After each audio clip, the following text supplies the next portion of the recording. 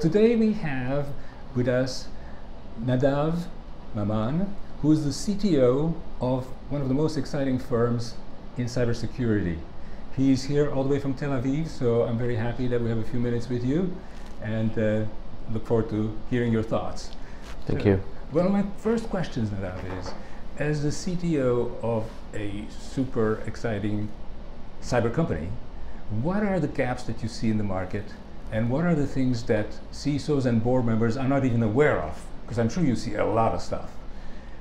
So there are two aspects. One of them is the day-to-day work, in which they are super loaded with lots of tasks, lots of projects. They are implementing lots of different security solutions. So for one end, they don't have the time to extend their knowledge and to get more information on what is happening in the attack landscape. From the other end, they are afraid of implementing new product because it will take them more time. So it's a situation in which they are really struggling with adopting new technologies. Right. But on the other end, they are aware of the gaps. Right. So it's something that I hope that AI will be able to assist with closing the gap in the positive implementation of it. Right. Right. So that's a very good point, that there's a little bit of an overload in technologies that are already out there, in their stacks already, that's installed. Yeah, and also the proactive, the reactive approach, the fact that they have so many events in their current system. So yes. For one end, they are loaded with the current solutions and the events and the threats that they should analyze. And from the other end, they don't have the time to shift to the proactive approach. So. Right. Well, that's a good point, really. That's been a trend that's going back and forth, actually, in the industry also, between preemption, prediction, versus curing and remediating. What are your thoughts on that? And where do you see the market going on that? So that's correct. I think that back to the 90s, early 90s, legacy AVs did provide with a great preemption. I think that with the time, the CIOs and CISOs gave up on real prevention or preemption due to the fact that they think that it's impossible to protect against the attack proactively. The attack landscape is developed day to day. The sophistication of the attacks, the fact that AI system can now easily evade legacy solutions. I think that it's a real challenge for us as vendors, and I think that we are not supposed to give up on preemption, because for a CIO and for the board to spend so much money on remediation, just to wipe all the devices in case of a breach, just the logistics behind it and the fact that they will be so busy with the response instead of just be available for the next challenge they have with their business and generate more revenue. I think that we have to keep the preemption live and kicking. Right. And so you have been involved in lots of projects all the way back to the IDF and after that at major companies also. But do you think, is preemption even possible? So I think that the answer is definitely yes. There's a gap in technology in both worlds of endpoints and network. In the endpoint, I think that it's almost impossible to take a decision on device. You can see that 90+% of the solutions will send your data to the cloud and analyze it over there. Due to two reasons. One of them is the computing capabilities. The second one is the fact that they are not able to detect it in real time. So there is more data available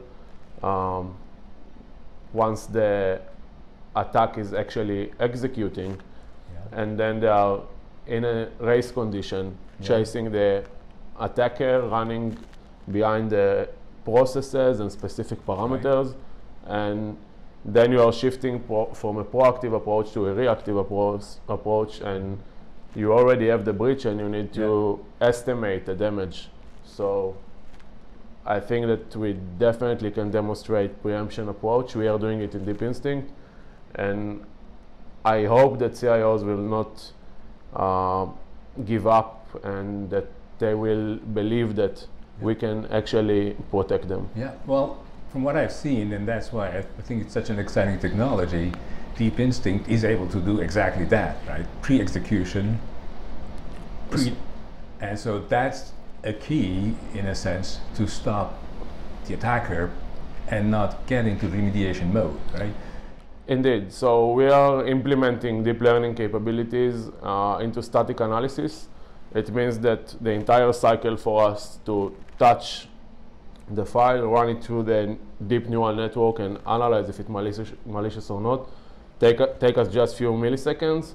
It means that we can prevent the attack pre-execution, and that's a big deal for a customer. That's a game changer, really. That's really the fact big. that it also comes with a low false positive rate gives a real unique value proposition to a CIO. Right, that's excellent, yeah. So it's an exciting technology. Now, you did mention that there is an overload of technologies, and many companies already have dozens of these tools, and there's a resistance, as you said, to even add one more and the complexity and so on.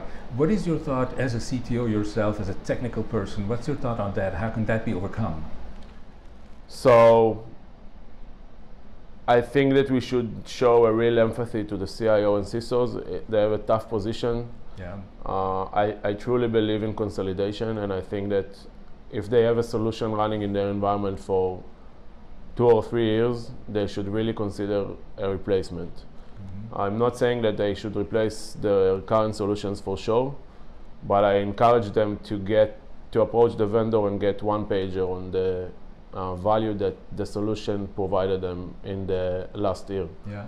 And I think that if a CISO is using in average 10 to 20 different security solutions, these guys are so smart, they are reading and exploring on a daily basis. Right. So all in all, if they will get 20 pages, they will easily be able to go over it and to understand which product gives them the value and which one is just claiming to give them the value. Right. So I think that this is kind of idea that I have for the CIO. Yeah, definitely. So it's a big world out there. What else do you see in the cyber world right now? This is a very exciting development, I think. It's a game changer. What else do you see in big trends? So I think that we are in a critical moment in the co-evaluation of the AI in the cybersecurity world. Right. I think that we are reaching a point in which there is no real evidence in the world today for usage of AI in the attack domain, but it's definitely there. As a researcher, if you connect the dots, you'll see that some of the research groups like ZeroFox already demonstrated an automated spear phishing campaigns just based on interest of users, and show that they can easily get high rate of clicking on a potentially malicious URL. Right. So I think that it's out there. You can see even you can refer it as an evidence, but Russian hackers already created expertly tailor-made tweets on 10,000 users of the Department of Defense of the US. Now, if you connect both stories, did it already happen? I don't know. But personally, I believe that it's out there, and we should be ready for the next wave of attackers. In the end, the tools that defenders have, the attackers also have access to them. And even in AI, there's open source AI programs that attackers can use. One of the things that's very interesting about Deep Instinct, I think, is that your AI is developed, is your intellectual property. It's not something that's available publicly and that an attacker could find easily and even use against the companies. Any thoughts on that particular side, IP versus open source? Yeah, so I think that, again, there are two answers to this question. The first one is related to the fact that currently these days, I hope that any solution in the world is currently using machine learning, and it is proven that these kinds of solutions are good against human authored malware. Right. But research that has been shown that any kind of AI system can be used for evade those kinds of solutions. I think that that it's vendors' responsibility to provide with a better, sophisticated AI capabilities. In Deep Instinct, we have top talent, PhD experts in the team. Some of them are thought leaders in the world of adversarial network. So it means that as a part of this awareness and as a part of the challenge we are putting ourselves to be ready for the next wave of attackers, we are using sophisticated algorithms to challenge our algorithm and to make sure that we are ready for the future. Excellent, yes. So as we think of our listeners and our viewers, what would be 3 words of wisdom that you would want to tell them to keep in mind? So I think that we should not be afraid of AI. AI is out there since 1950. So for more than 40 years, I think that it's around us, but it is going to have more impact in our day-to-day life. So I think that we should be ready for this challenge together, the vendors and the CIOs. I think that we are all thinking on a good world. We are looking on the positive side of the cybersecurity. And the second sentence is that